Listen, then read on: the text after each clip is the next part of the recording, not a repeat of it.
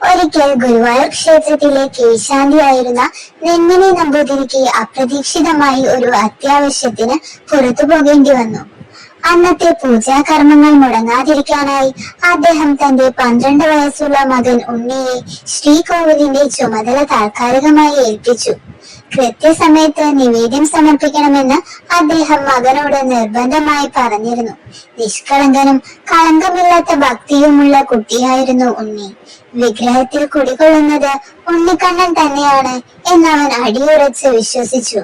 അച്ഛൻ പറഞ്ഞ സമയമായപ്പോൾ ഉണ്ണി പുഴുങ്ങിയ നിവേദ്യച്ചോറ് ഒരു പാത്രത്തിൽ വെച്ച് ഭഗവാന്റെ മുന്നിൽ സമർപ്പിച്ചു. കണ്ണ, വിശക്കുന്നുണ്ടാകില്ലേ? അച്ഛൻ പോയിട്ട് വരാൻ വൈകും, ഇത് വേഗം കഴിച്ചോളൂ എന്ന് ഉണ്ണി വിഗ്രഹത്തോട് പറഞ്ഞു. എന്നാൽ ഭഗവാന്റെ വിഗ്രഹത്തിൽ ഒരു ചലനവും ഉണ്ടായില്ല. വിഗ്രഹം നിവേദ്യം കഴിക്കാതെ ഇരിക്കുന്നത് കണ്ട് ഉണ്ണിക്ക് സങ്കടമായി.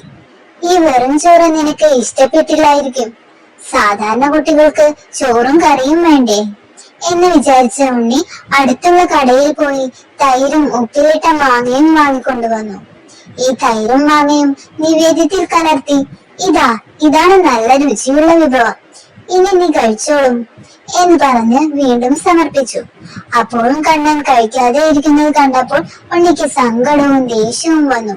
വിഷമത്തിലായ ഉണ്ണി, എന്നെ ചീത്ത പറയരുതേ കണ്ണ, ഇത് കഴിച്ചില്ലെങ്കിൽ അച്ഛൻ തിരിച്ചു വരുമ്പോൾ എന്നെ വഴക്കു പറയും, ചിലപ്പോൾ തല്ലിയേക്കും എന്ന് പറഞ്ഞ് വിങ്ങിപ്പൊട്ടി.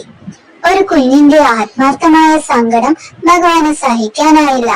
ആ നിമിഷം തന്നെ ഉണ്ണിക്കണ്ണൻ വിഗ്രഹത്തിൽ നിന്ന് ഇറങ്ങി വന്ന് ആ നിവേദ്യം മുഴുവൻ ഒരു ലീല പോലെ കഴിച്ചു തീർത്തു. അത് കണ്ട് സന്തോഷിച്ച ഉണ്ണി ഒഴിഞ്ഞ പാത്രവുമായി ശ്രീകോവിലിന് പുറത്തു വന്നു.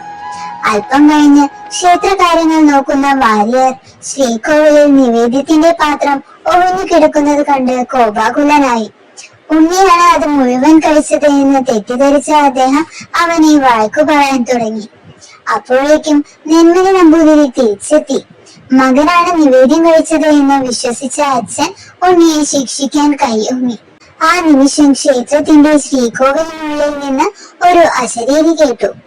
ആരെയും ശിക്ഷിക്കേണ്ട, ഉണ്ണി പറഞ്ഞതാണ് സത്യം.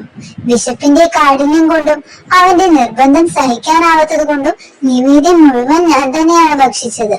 ഉണ്ണി നിഷ്കളങ്കനാണ്. ഭഗവാന്റെ ഈ അത്ഭുത വാക്ക് കേട്ട് എല്ലാവരും ഞെട്ടിപ്പോയി. ഉണ്ണിയെ, നിഷ്കളങ്കമായ ഭക്തിയെ ഗുരുവായൂരപ്പൻ അംഗീകരിച്ചതിലുള്ള സന്തോഷത്താൽ അവർ കണ്ണനു മുന്നിൽ സാഷ്ടാംഗം പ്രണമിച്ചു. ഭക്തിക്ക് മുന്നിൽ ആചാരങ്ങളോ നിവേദ്യത്തിന്റെ രൂപമോ വലുതല്ല. നിഷ്കളങ്കമായ വിശ്വാസം മാത്രമാണ് ഭഗവാൻ